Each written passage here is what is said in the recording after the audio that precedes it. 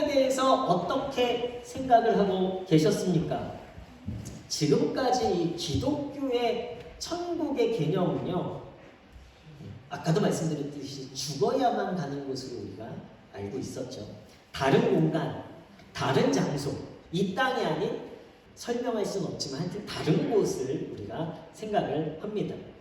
또 그것은 황금길이 깔려져 있고요. 또 보석 기둥들이 있고 또 눈부시게 밝은 빛이 있고 또 우리를 위하여 준비된 어마어마한 큰 집이 있다고 저도 어릴 때부터 많은 부흥사님들이 그렇게 이야기하셨던 것 같아요. 그래서 천국을 갔다 오신 이야기들을 좀 들으면서 나도 그런 곳에 가고 싶다. 그러면서 꼭 죽어서 갈 천당이라고 우리에게 표현을 많이 하셨습니다. 그래서 이 땅에서 우리가 목사님 말씀에 순종하고 또 교회에 열심히 헌신하고 신앙생활 잘하면 천국에 상급이 쌓여서 우리 집이 점점 평수가 넓어진다. 이런 얘기 한 번쯤은 들어보셨죠? 저도 그렇게 들었던 것 같아요. 그렇다면 천국에도 빈부격차가 있을까요? 왜요? 저는 열심히 여기 교회 신앙생활 잘해서 저는 55평에 사는데 우리 성도님들은 가셨는데 100평에 사신다면 제가 어떨까요? 마음이. 천국에 이런 빈부격차가 있을까? 바로 천국의 개념이요.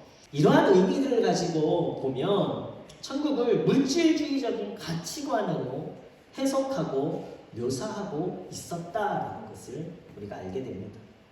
이것을 옳다고 생각한다면 기독교가 이 세상에서 이루지 못했던 부자로 사는 길을 알려주는 그런 또 다른 종교, 무늬만 기독교고요. 무늬만 예수님을 앞에 내세운 결국은 다른 종교와 같은 하나일 뿐이라는 결론에 이르게 되어지죠. 중요한 것은 우리가 먼저 하나님 나라에 대해서 깨달아야 하는 것을 오늘 요한계시록 21장의 사도 요한이 본 환상을 통해서 우리는 그 하나님의 나라를 더 확실한 믿음으로 갖고 있는 성도들이 되어야 합니다. 먼저 우리가 알아야 하는 건 요한이 본 첫 번째 장면인 새 하늘과 새 땅이라는 거예요. 하나님 나라 이야기하는 것이죠. 이 하나님 나라가 시작이 되면 이 땅은 그러면 어떻게 될까?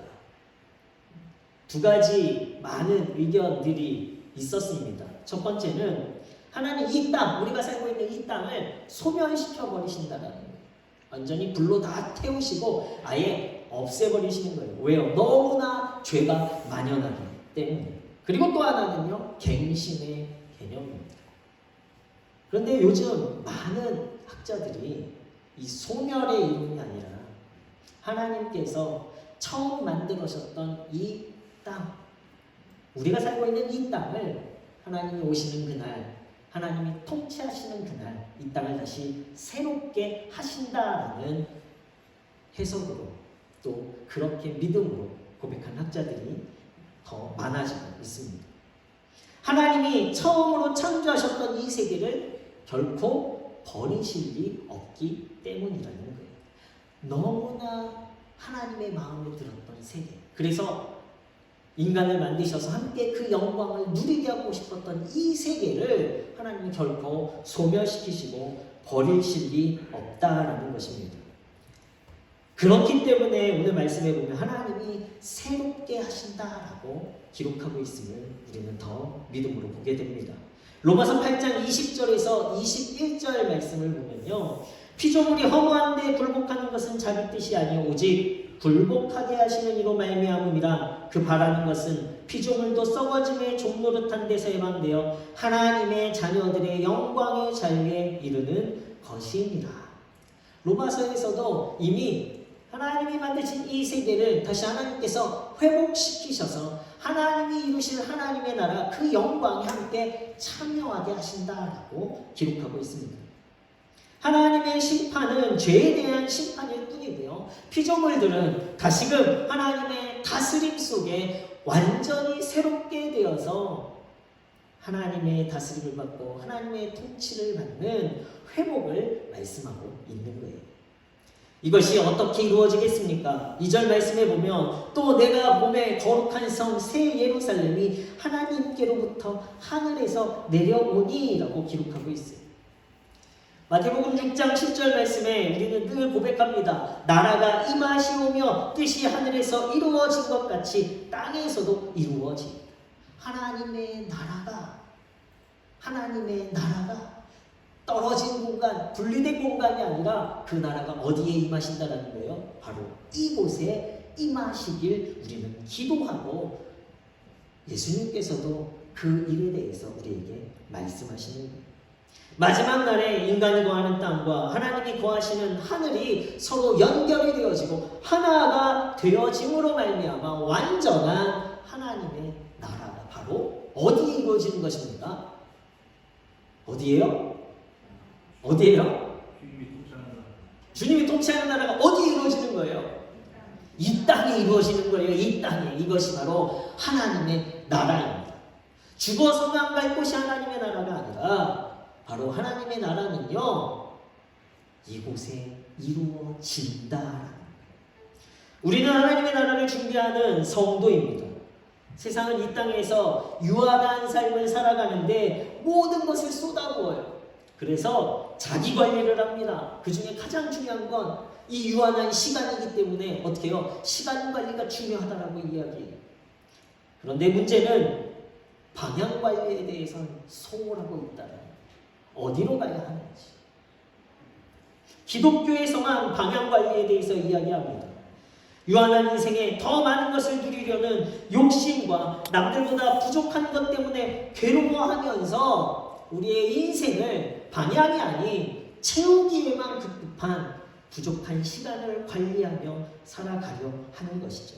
세상은 어디로 가는지도 모르고 더 많은 것을 채우려 정신없이 질주해 갑니다.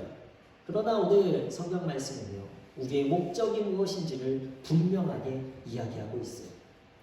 분명한 끝이 있다는 거예요. 창세기 1장은 태초로 시작을 합니다. 처음이 있었기에 분명한 마침이 있다라는 것을 성경은 말씀하고 있어요. 오늘 본문에서 이 마침이 도저히 믿을 수 없는 영광스러운 결말을 우리에게 보여줍니다. 죄악의 현실, 부정과 비윤리, 또 부도덕과 차별이 만연한 이 시대 안에서 완전히 하나님이 통치하시는 새로운 나라로 바뀌어진다는 거예요. 그리고 그 끝은 끝으로 끝나는 것이 아니라 영원한 하나님 나라의 시작을 말씀하고 있습니다. 5절 말씀에 보면 보좌에 앉으신 이가 이르시되 보라 내가 만물을 새롭게 하노라 라고 말씀하시는 거예요. 여전히 우리가 처한 현실은 변화가 없어요. 오늘 우리가 살아가는 시대는요, 여전히 개인의 욕심과 개인의 부도덕함과 비윤리와 부정적인 모습들과 공평치 못한 의로움들이 의라고 드러나실 때가 많이 있어요.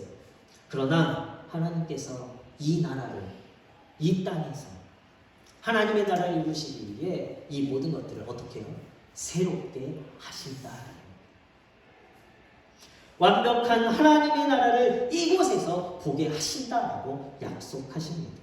그렇기 때문에 성도는요, 만물을 새롭게 하시는 하나님을 소망해야만 하는 사람들이 되는 거예요. 이것이 우리가 하나님 나라를 준비하며 이 땅에서 승리하는 믿음의 선한 싸움이 되어집니다. 하나님을 향한 신뢰가 있는 소망이 오늘의 우리를 새롭게 만들어 변화시켜 가는 거예요. 오늘 말씀해 보면 하나님 나라의 핵심은요, 신부인 새 예루살렘에 있습니다. 2절 말씀에 또 내가 봄에 거룩한 성 새 예루살렘이 하나님께로부터 하늘에서 내려오니 그 준비한 것이 신부가 남편을 위하여 단장한 것 같더라 라고 기록하고 있습니다. 새 예루살렘이 임재하는 거예요. 임마누엘의 약속이 이제 성취되어지고 있습니다. 그런데요, 이것을 요한이 어떻게 표현하냐면 신부가 너무 아름답게 단장한 모습으로 표현하고 있죠. 여기에서 신부가 아름다울 수 있는 것은 어떤 뛰어난 화장술 때문일까요? 아니면 그 신부가 타고나게 이쁘기 때문일까요? 아니, 여기에서 중요하게 보이는 것은 남편을 위하여 신부가 단장했다라는 거예요. 신부가 자신을 드러내려 꾸민 단장에 근거하는 것이 신부의 아름다움이 아니라 신랑이 함께해 주었기 때문에 신부가 아름다울 수 있는 거예요. 바로 하나님 나라의 축복, 하나님 나라의 핵심은 무엇이냐면 하나님과 하나님의 장막에서 함께하는 것, 하나님과 관계하는 것, 하나님과 지내는 것이 중요한 것입니다. 환경적인 문제가 아니에요. 이것은 관계의 문제라는 거예요. 오늘 우리의 삶이 하나님의 나라냐 하나님의 나라가 아니냐라는 것에 가장 중요한 핵심은 무엇입니까? 이곳에 하나님이 계시냐 하나님이 계시지 않느냐. 내가 오늘 천국을 살아가고 있느냐, 내가 천국을 왜 살아가지 못하느냐에 중요한 것은요, 나에게 있는 것이고 내 주변 사람들에게 있는 것이 아니라 오늘 내 안에 하나님이 계시느냐 하나님이 계시지 않느냐에 달려 있다는 것입니다. 이스라엘 백성들이요, 새로운 하나님과 하나님의 백성이 되어지는 거예요. 하나님의 나라에서. 그런데 이들은 그 전에 전혀 다른 하나님의 백성이 아니라 그 전에도 있었던 하나님의 백성을 하나님이 그들과 함께 하시니까 그들이 하나님의 백성이 되어졌습니다. 눈물이 완전히 사라졌던 것이 아니라 눈물이 흐르는 얼굴에서 하나님이 닦아주시니까 사망이 없고 애통과 곡과 아픔이 사라진 변화를 말하고 있는 거예요. 새로움은요, 변화는요, 하나님이 함께 하실 때에 누리는 거예요. 오늘 저와 여러분들의 삶에 하나님이 함께 하시며 천국을 만들어 가시길 예수 그리스도의 이름으로 축원합니다. 우리가 소망해 하는 하나님의 역사는요, 완전히 없어지고 새로운 것을 창조하시는 것이 아니라 처음이자 마지막이셨던 하나님의 이 땅, 이 세계가 완전한 하나님의 통치, 완벽한 하나님의 나라로 그 안에 하나님을 사랑하시는 완전한 백성들로 우리를 새롭게 변화시켜 가시는 거예요. 새하늘과 새 땅은 다른 공간, 다른 곳을 의미하는 것이 아닙니다. 오늘의 교회들을 통해서 하나님의 나라를 만들어가고자 하나님의 뜻을 가지고 하나님의 사명을 감당하며 하나님의 임재를 간구하는 성도들을 통해서 오늘 이곳에 우리의 삶의 자리에 이루어지는 변화가 하나님의 나라가 되어지는 거예요. 그래서 우리가 여전히 이 땅의 고통의 바다에 있다 할지라도 새롭게 하시는 하나님의 임재를 소망해야만 하는 것입니다. 오늘 우리의 눈의 현실에 부당한 것들이 보이고 여전히 이 현실이 내 마음에 들지 않는다 할지라도 우리는 그곳에서 천국을 누리는 성도가 되어야 돼요. 우리의 힘으로 누리는 것이 아닙니다. 부당한 것이 보이고 잘못된 것이 보이고 불의가 보여질 때에 우리가 할 수 있는 것은요, 주님의 임재를 간구해야 하는 거예요. 주님, 내 마음 가운데 오시옵소서. 여전히 내 마음 가운데 불안이 있고 두려움이 있고 걱정과 염려가 사라지지 않을 때에 하나님의 나라를 누리며 살아가지 못할 때에 우리가 해야 되는 것은요, 주님이 내 마음 가운데 오시옵소서 소망하는 성도들이 되어야 합니다. 우리의 인생을, 우리의 삶을, 우리의 가정을, 또 우리의 교회를, 또 우리의 나라와 온 만물을 새롭게 하시는 하나님을 향해 목마른 자가 새로운 소망을 기대하는 것이고요, 변화를 기대하는 것이고요, 하나님의 나라를 오늘 여기서 살아갈 수 있는 성도가 되어지는 거예요. 그러한 성도가 하나님의 나라를 오늘부터 살아감으로 영원한 하나님 나라의 삶을 살아가는 거룩한 성도가 되게 될 줄로 믿습니다. 이사야 51장은요, 포로기 시대를 겪는 이스라엘 백성을 향한 위로의 말씀들이 기록되어져 있습니다.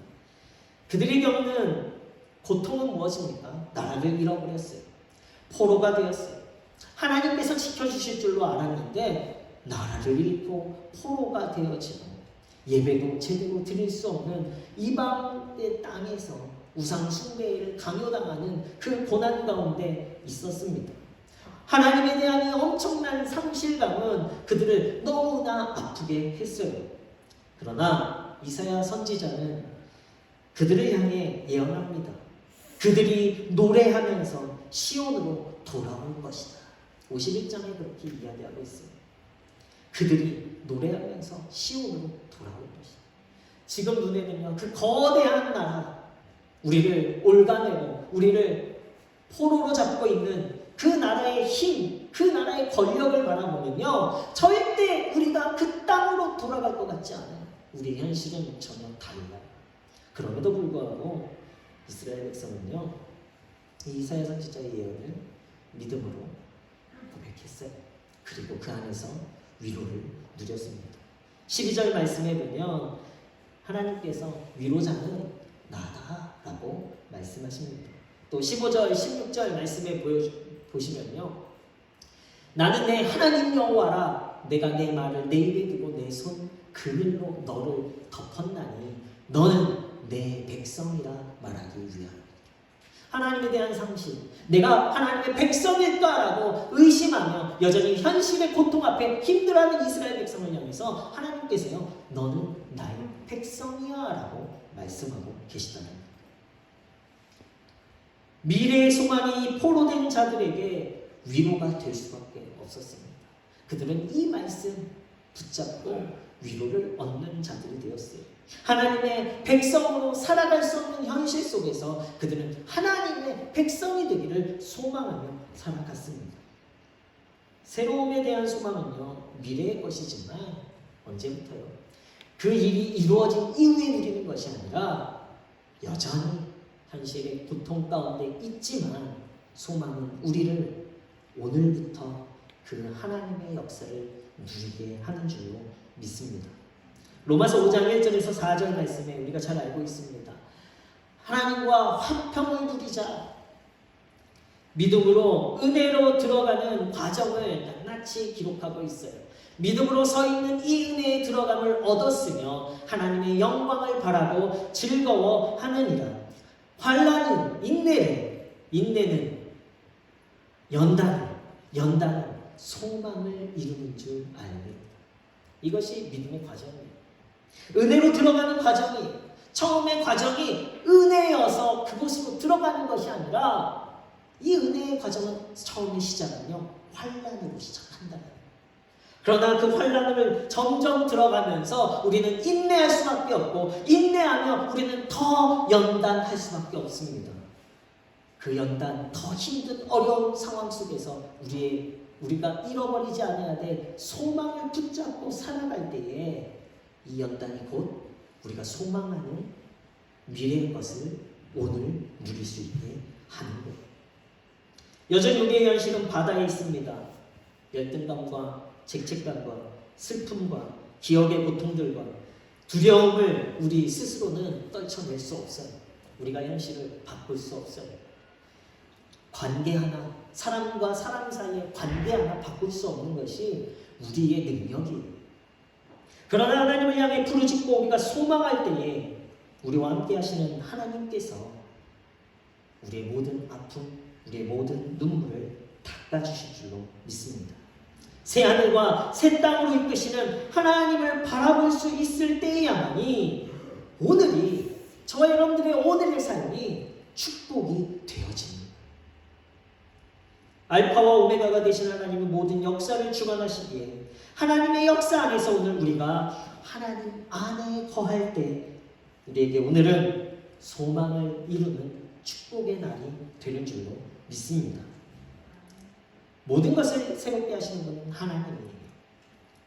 하나님은 심판 이후에 새 하늘과 새 땅을 만드시는 새 창조를 이루어 가실 것입니다.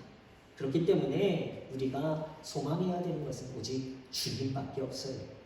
지금 눈에 보이지 않고 지금 변화될 것 같지 않지만 지금 너무 힘들고 지금 내가 할 수 없을 것 같지만 하나님이 임재하시는 그 순간 저와 여러분들은 새로운 성도의 삶을 시작하게 될 줄로 믿습니다. 하나님의 백성을 고통으로 몰아넣었던 악의 근원들, 하나님의 백성을 쉬지 않고 괴롭혔던 존재들은요, 하나님께서 다시는 잊지 않게 하겠다고 약속하고 계십니다. 우리를 괴롭히는 사단의 권세를 멸하시고 모든 더러운 것들을 불로 소멸하신다라고 말씀하고 있어요. 우리는 그날을 소망해야 합니다. 8절 말씀 보실까요? 그러나 두려워하는 자들과 믿지 아니하는 자들과 흉악한 자들과 살인자들과 음행하는 자들과 점술가들과 우상숭배자들과 거짓말하는 모든 자들은 불과 이왕으로 타는 못에 던져지리니 이것이 둘째 사망입니다. 우리는 오늘 천국에 대해서만 이야기했습니다. 그러나 오늘 말씀의 마지막은요, 지옥에 속한 자들도 말씀하고 있어요. 두려워하는 자들, 믿지 아니하는 자들, 흉악한 자들, 살인자들, 음행하는 자들, 점술가들, 우상숭배자들, 거짓말하는 모든 자들을 불과 유황으로 타는 것에 던져짐으로 더러운 것들을 소멸하신다라고 말씀하고 계십니다. 이 지옥에 떨어지는 고통은요, 지옥에서 맹렬한 불로 고통을 당하는 것이지만 더 무서운 고통이 무엇입니까? 바로 영원히 주님과 교제를 나눌 수 없다라는 것이 고통이 되어집니다. 오늘 주님과 교제가 없다면, 오늘 내가 주님의 임재를 구하지 않고 있다면 그것이 지옥이 되어집니다. 아니면 내가 오늘 주님을 부르짖지 않았고 주님과 교제하고 있지도 않은데 기도 생활과 말씀 생활이 없는데도 불구하고 주님이 필요 없어도 내가 오늘 평안과 천국 가운데 아무 일 없이 잘 살고 있다 한다면 아닙니다. 그것이 지옥이에요. 우리의 모든 현실을 새롭게 하실 하나님이 함께 계셔야만이 그것이 완전한 하나님의 나라 천국이 되어집니다. 하나님만을 소망하심으로 오늘 나와 내 가정과 여러분 주변의 모든 이웃들에게 하나님의 나라를 함께 만들어 가시는 천국의 성도들이 되시길 예수 그리스도의 이름으로 축원합니다. 사람이나 세상적인 다른 것에 기대하고 의지할 필요가 없어요. 내가 지금 하나님의 임재를 간구하고 있느냐, 내가 오늘 하나님 나라를 소망하고 있느냐가 오늘 나를 하나님 나라로 더 가까이 그래야 어느 순간에 우리의 현실은 하나님 나라를 살아가는 성도의 삶이 되어집니다. 여전히 우리가 고통의 바다에 있을지라도 새롭게 하실 하나님을 소망하시는 믿음의 성도들 되시길 다시 한번 예수 그리스도의 이름으로 축원합니다. 오늘도 주님을 모시고 사는 삶으로 환경의 어려움 속에서도 천국을 누리며 살아가시는 우리 문의 모든 성도들 되시길 예수 그리스도의 이름으로 축원합니다.